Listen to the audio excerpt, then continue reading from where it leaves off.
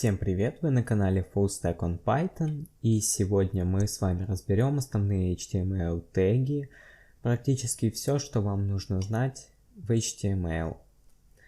Давайте откроем наш индекс HTML документ, где у нас идет оформление в стиле HTML5, то есть header, навигационное меню, main и footer. В main у нас есть текст lorem ipsum, и давайте на его примере рассмотрим теги. Мы с вами знаем такие теги, как strong, который делает текст жирным. Давайте сделаем ipsum $. Так, strong. Мы с вами знаем тег b, который также делает текст жирным. Давайте его закроем. Эти теги парные. Что с вами мы еще знаем? Мы с вами знаем тег a. Это тег ссылка. Также у него атрибут href, который должен чему-то равняться. Точнее, должна быть ссылка. href. Так, давайте введем, например, на сайт YouTube, youtube.com, копировать. Так, давайте введем. Так, youtube.com. Потом, так, давайте закроем этот тег. Он также, потому что парный у нас идет. Также вы уже должны были догадаться, как делать, чтобы открывалось в отдельном окне. Target, нижнее подчеркивание, blank, blank.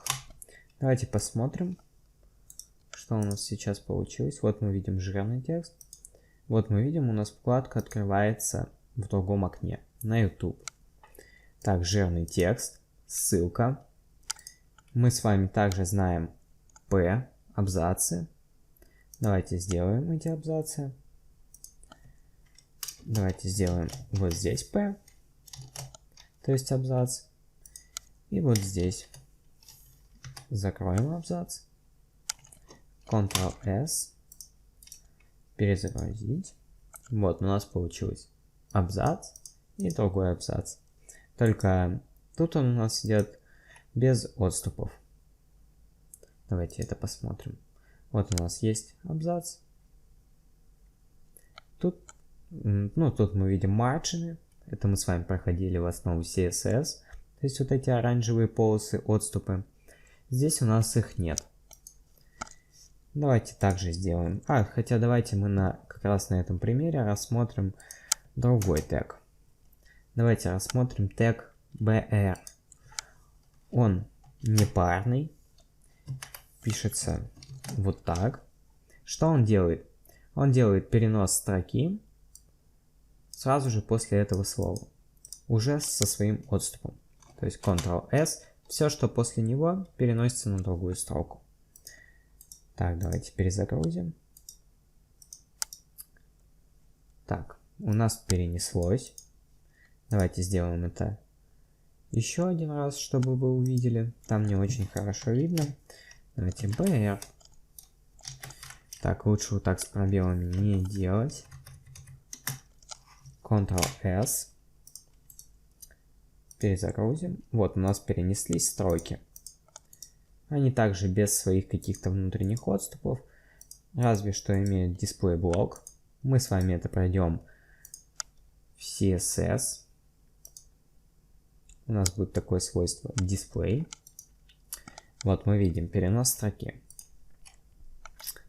Это у нас идет тег br. Дальше. Самые часто встречаемые теги это div. Это, наверное, самый встречаемый тег в HTML. Давайте сделаем теги. Пишется вот так. Это тег парный. мы можем написать внутри него что-нибудь, например, давайте текст. И также текст. Давайте скопируем и вставим. Ctrl-C. Так, Ctrl-V, Ctrl-V. Очень много раз давайте вставим. И посмотрим, как у нас будет работать div. Div у нас работает практически так же, как абзац. Сейчас мы это с вами увидим. Давайте скопируем этот текст. Давайте вот так скопируем в Ctrl-C, Ctrl-V. И тут давайте уберем пробел. Давайте, чтобы нам было более удобно, сделаем вот так. Тут с внутренними отступами. Так. Извиняюсь. Ctrl-S. Сохраняем. Посмотрим, что у нас получилось. Перезагрузить. Вот у нас получилось две отдельные строки, которые занимают всю им положенную строку. То есть, давайте это посмотрим. Вот у нас div. Он занимает всю строку. С помощью этого мы сможем в дальнейшем делать колонки. Также с помощью div можно делать все что угодно практически, списки и так далее. Кстати, как делать списки мы рассмотрим с вами сейчас. Но давайте перед этим рассмотрим еще один тег. Он непарный, очень часто встречается. Image пишется img, image. Также дописывается атрибут, который ведет к месторасположению файла. Давайте мы выберем какой-нибудь файл с рабочего стола. Выберем его с папки. Например, так. Сейчас у меня есть папка. Вот новая папка. Так. Давайте ее название сразу скопируем. Переименовать. Ctrl-C. И выберем какой-нибудь... Давайте папку назовем по-другому. Давайте назовем image, чтобы нам было удобно. Все. Так, image. И тогда возьмем, давайте, HTML5 документ. Переименовать. Ctrl-C. Давайте добавим сюда. Пишем название папки. Image. Если бы у нас было в одной и той же папке, то мы бы писали только название документа. То есть только HTML5. Но здесь мы пишем название папки, чтобы правильно указать путь. Тег этот непарный. И давайте посмотрим, что у нас получится. Вот у нас загрузилась картинка, но она слишком большая. Давайте ее уменьшим. Для этого мы можем использовать высоту height и ширину width. Если мы будем уменьшать один из этих параметров, то будут соблюдаться пропорции. И, например, если мы уменьшим высоту, то ширина тоже будет уменьшена по пропорции. Давайте сделаем, например, width. Это ширина. Сделаем ее 100 пикселей. Width 100. Ctrl-S. Так, перезагрузим. Вот, у нас не поменял он своих пропорций. То есть мы можем видеть 100 на 100 пикселей. Также мы можем изменить это все раздельно. То есть, например, мы хотим width 100 пикселей ширину, а высоту height мы хотим 150 пикселей. Ctrl-S. Перезагрузить. Вот у нас вытянулось изображение. Давайте вернем как было. Ctrl-S. Давайте посмотрим. Вот у нас получилось вот так. Давайте мы здесь поставим абзацы, чтобы у нас были отступы. P.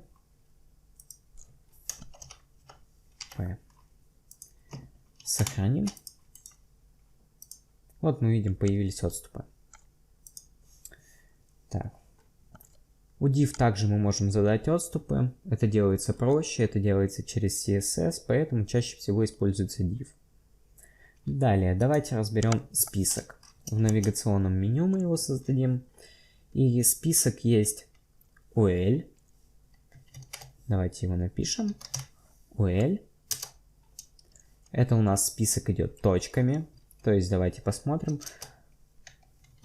У списка также есть тег li. Он обязателен. Извиняюсь. Li. Закроем его. Он парный. Также его может быть хоть сколько. Давайте Ctrl-V, Ctrl-V, Ctrl-V. Давайте 4 создадим. Первый, второй, третий и четвертый. Сохраним. Посмотрим, что у нас получилось. Вот у нас, видим, появились точки. То есть мы также можем их менять в дальнейшем. Мы можем их убрать. Мы можем поставить вместо них квадраты. В принципе, можно с ними делать все, что угодно, но чаще всего используются точки и квадраты. Так, и есть список нумерованный, называется, точнее, тег называется OL. OL, у него также идут li теги дополнительные, Ctrl-V. Сейчас посмотрим. Тут мы также можем менять оформление. Вот мы видим, появился список. У него также есть свои отступы. Мы их можем наблюдать снизу и слева. Вот мы их видим. Также список — это блочный элемент. Это вы все в дальнейшем поймете. То есть мы видим вот эту синюю полосу. Вот эту. Она занимает всю строку. Мы можем сделать, чтобы два списка были рядом с помощью CSS тегов. Также давайте рассмотрим более подробно заголовки. H1.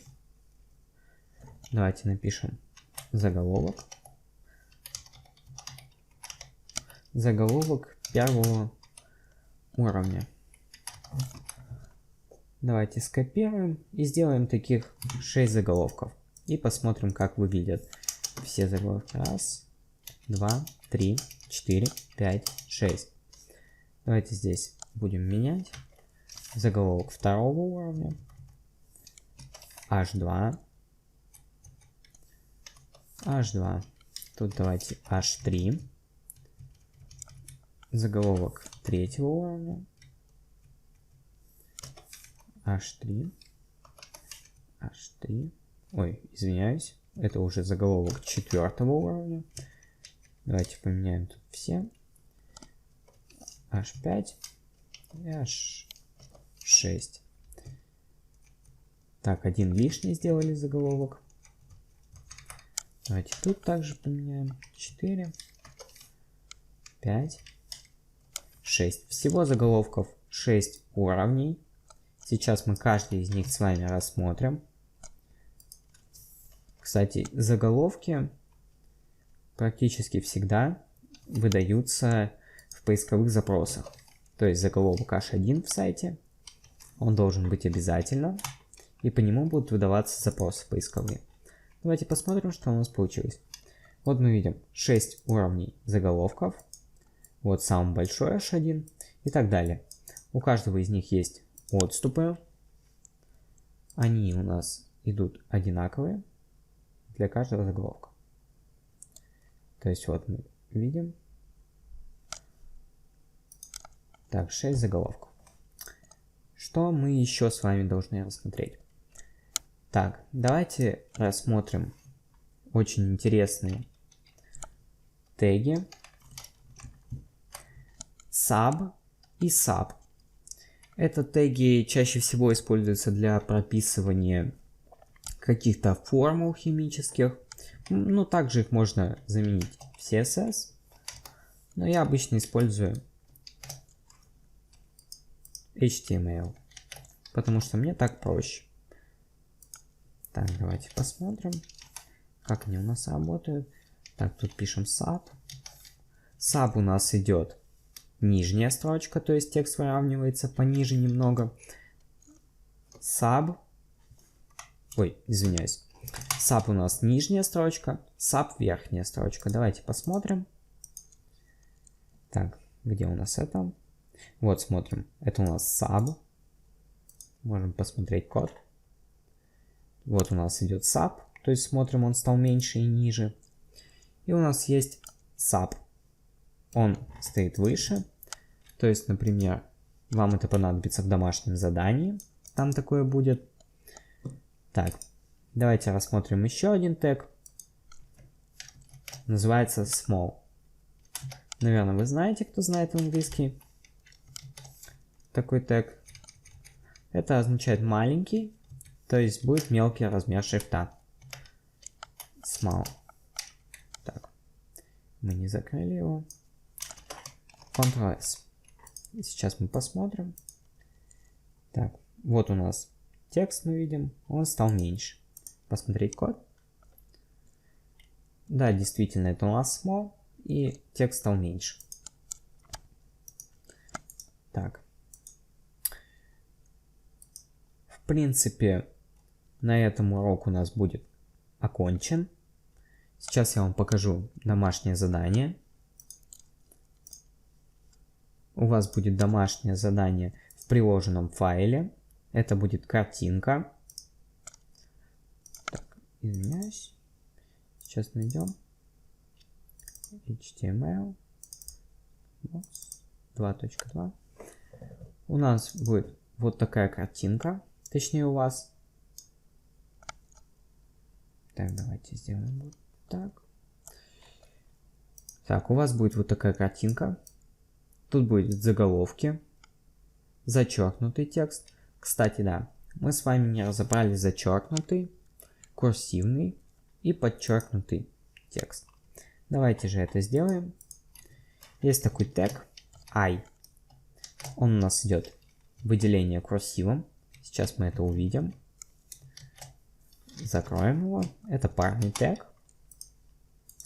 Посмотрим. Так, и сейчас мы его найдем. Куда я его написал? Так, я его написал в первый абзац lorem ipsum. Кстати, нет. Я его написал...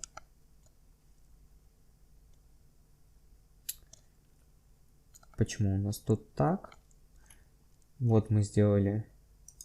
да, я же специально не дописал тут тег P. Давайте его напишем. То есть абзац. И давайте его напишем до BR. Закроем тег P. Ctrl-S. Это у нас будет во втором абзаце. Выделение курсивом. Перезагрузить. Второй абзац у нас. Вот у нас выделение курсивом мы видим. Также давайте посмотрим другие теги. Тег U переводится как underline. Так, сейчас. Underline это у нас подчеркнутый текст. Вот мы его видим, подчеркнутый. Это тег U. Курсивный это тег I. И также есть тег S. Это у нас зачеркнутый текст. То есть давайте посмотрим, как он выглядит. Сохраним. Вот у нас текст зачеркнулся. То есть мы видим. Давайте подведем итоги.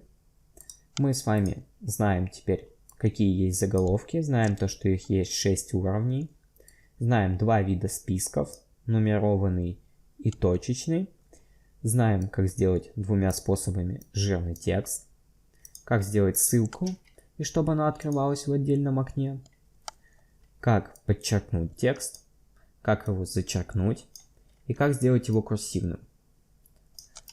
Также мы разобрали такие элементы, как div, как br. Кстати, br может быть несколько раз. То есть давайте посмотрим. br.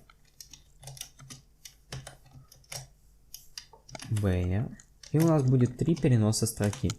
Так, давайте запомним, в каком мы этом месте сделали. Мы, в принципе, сейчас увидим. Вот мы видим, у нас здесь появилось большее расстояние. Тег br, тег div мы разобрали.